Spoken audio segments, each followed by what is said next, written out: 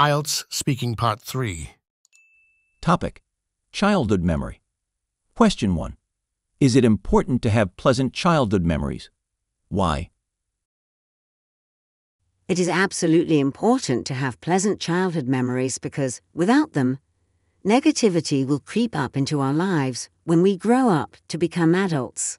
In fact, without pleasant childhood memories, we will develop mistrust, sense of unnecessary shame, doubt and guilt, sense of inferiority, confusion with playing a proper social role in the community in our lives, are most likely remaining isolated also from the fun and productive activities.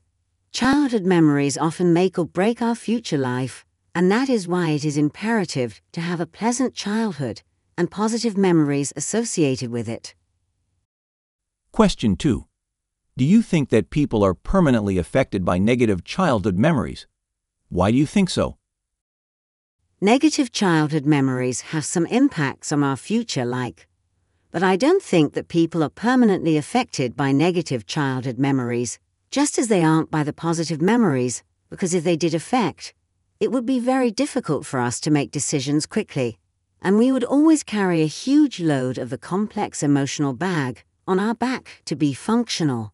Besides, the fact that we are able to treat some of our mental illnesses, which are essentially nothing but a collection of negative memories from our past childhood sometimes, with psychiatric treatments, proves to us that people aren't affected by childhood memories permanently.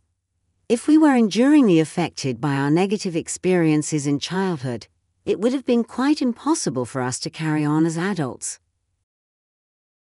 Question 3. What do you think it means to live in the past? 3. Memories are lifetime things that remain with us for the rest of our lives. And when we think and talk about these memories, by forgetting about the normal activities of our lives, we call it living in the past. Of course, living in the past is not that bad when cling on to the pleasant memories, because they sometimes motivate us to have positive views about life. But if we cling on to the unpleasant or negative memories most of the time, we become depressed and find it really hard to enjoy the normal things in our lives. Question 4. Nowadays, many parents try to make their children happy by buying them many toys. How do you feel about this?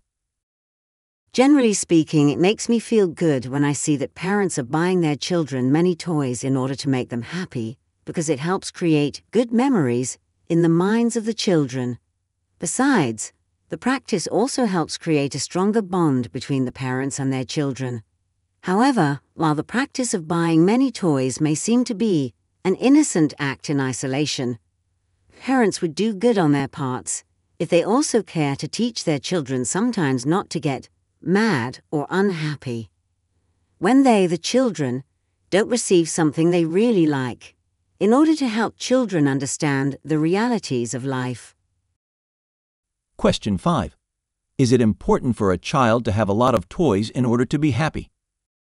No, it is not important for a child to have a lot of toys in order to become happy, as long as they are taught what it really means to be happy. If the children are taught that the real happiness lies in celebrating life and many of its occasions without receiving any material things in return, then the chances are that they wouldn't exactly dig too much into the idea of receiving a lot of gifts to become happy. Besides, children are innocent-minded, so if they are treated with genuine love and care, they wouldn't really mind too much about the number of toys they are getting. Question 6. What is more important for a child's happiness, many toys or many friends? A child needs both the toys and friends to become happy in his or her life, but they certainly don't need many of either of them. Contrary to popular belief, I really like to think that children are rational, and they don't exactly care to understand the complicated issue of being happy. Rather, all the children care is to enjoy and have fun in their lives, whether they get them from playing with their friends or by playing with their toys. This concludes IELTS Speaking Part 3. Thank you for listening.